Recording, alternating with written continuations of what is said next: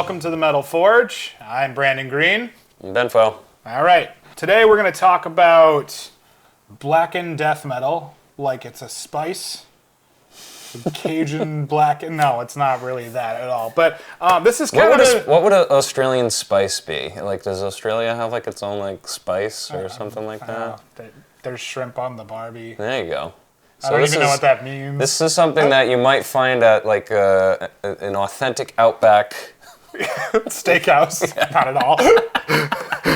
But anyways, we're talking about blackened death metal. But I don't know. Whenever I hear blackened, I think of flavors. Maybe it's because I love food, as you can see. But anyways, so is that a fat joke? It definitely is. But I don't know. Whatever. I have no shame. It's fine. So we're talking about a band called Snorlax, and no, this is not the cute, cuddly Pokemon. This is one of the best Pokemon. Oh, easily. he probably loves shrimp on the Barbie. Yeah.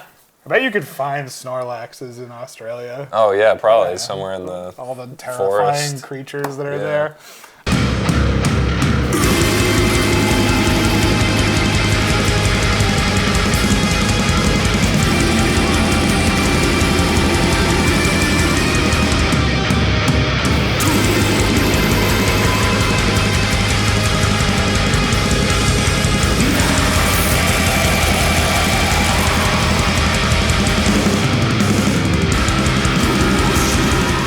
Just put out a new full length, and you introduced me to this band, and you had found. You want to talk about how you found the record? Yeah, just going on Metal Injection, just kind of seeing like what the latest and greatest has been, and kind of honestly the name caught me, and I was like, Snorlax. It's hilarious, but this is got to be something silly or something, and it's like the not opposite. Silly. It is the opposite. Really good. Yeah.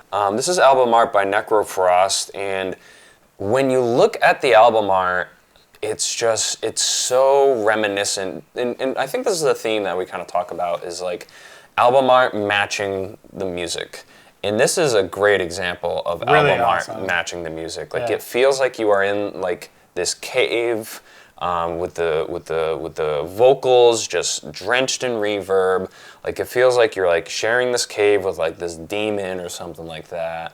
And it's just everything's dripping. Right. Echoey. It's really great. So Snorlax it's got a very raw tone. Got a dismal atmosphere. I'm kind of working backwards here in terms of like our criteria and things like that. But the atmosphere is very like dismal. It's bleak. But it's still clear.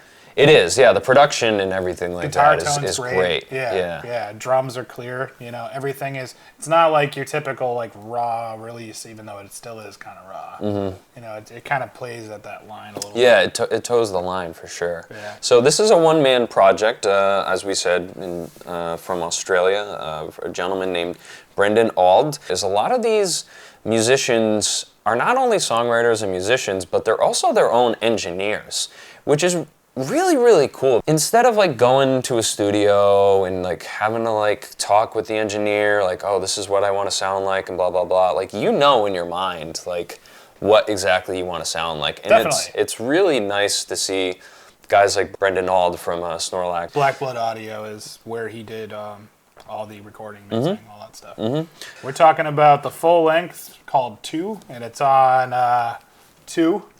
It's on 2 Snorlaxes? No, just 1. But this is the album. Don't get confused. But these guys have been active pretty like recent. Like, yeah. You know, they put out a demo, Splintering, in 2018. Mm-hmm. Then they had that split in 2019. Splintering was an awesome demo. Like when you showed me 2, I went back and checked out some of the older stuff, and cool. It's like top-notch stuff. Like it's like I don't even know. I feel like I would run out of material, but like it's all super fresh. Really? Yeah. No, I hadn't checked out the demo, so it's the good to hear. demo's really good. But yeah, 2. So what are your thoughts on 2? I really liked the album as a whole.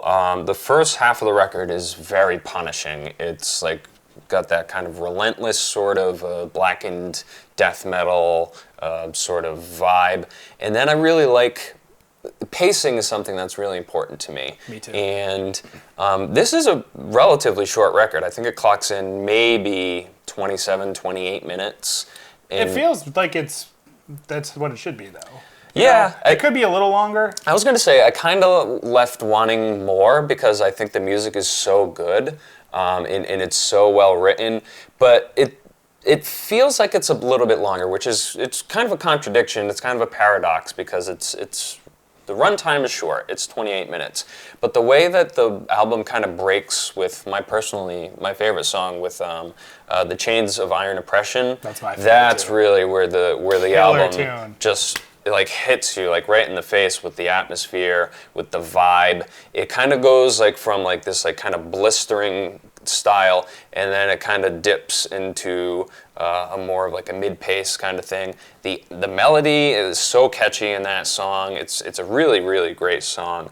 The meat of the record, I feel like, is, you know, those three the last songs half in succession. You know, yeah.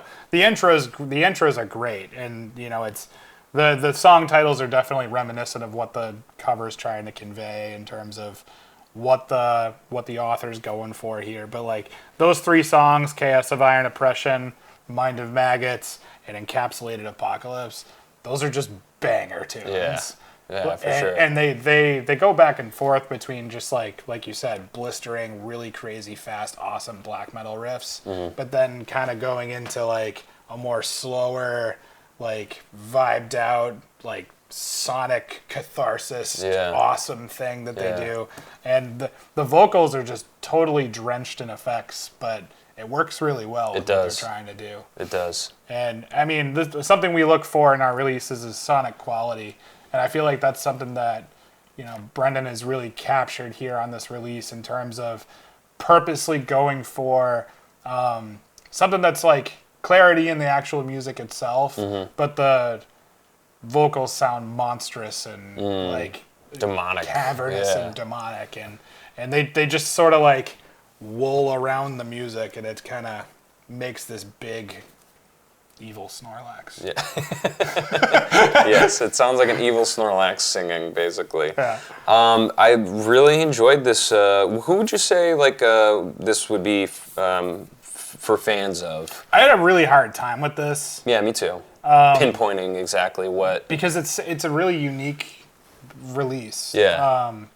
You know, there's a lot of blackened death metal out there, but I had a really hard time like picking bands that I thought sounded like this. But like the vocals reminded me of like this Renaissance death metal stuff that's coming out lately, which is, you know, bands like Tomb Mold and Outer Tomb and Horrendous. But it also reminded me, I mean, I would say the closest thing would be like the older Behemoth records. Yeah. You know, that kind of stuff. The black metal sound, but with the death metal vocals and the punishing riffs and the catchy riffs. And I would say if you like the older Behemoth stuff, this is pretty much right up your alley. Yep. Yeah, I put Goat Whore down myself, but I kind of had a really hard time kind of figuring out, like, because it's such a unique record, and this isn't usually the type of music that, like, I'm completely drawn to, but this was very well an attention getter for me. So honestly, just because of the name of the band, and then I saw the album artwork, and I was like, Snorlax, and this is the album art? I gotta check this out. And I was really impressed. Yeah. Really impressed. So I'm gonna go ahead and give this 3.5 out of 5 Snorlaxes. I agree. 3.5 out of 5 Snorlaxes. I thought it was an awesome release. Yeah, no. I can't wait to hear more from this. Yeah, that's the thing, is I'm really excited to hear more from Snorlax. I think that if this is kind of the appetizer for what's to come, I'm very excited for this one-man band out of Australia. So pay attention to them. Check out 2. It's their full-length Snorlax. They're from Australia. Pay attention. Buy a shirt. Buy some merch. Check them out at a show if you can. I'm not even sure if they play shows. I don't know if it's going to play live. I know some one-man bands do, but yeah. Yeah, who knows? Yeah. Like, subscribe, leave us a comment, all that stuff. You can find us on Instagram, Facebook. And start a conversation. Let us know what you think. Take care.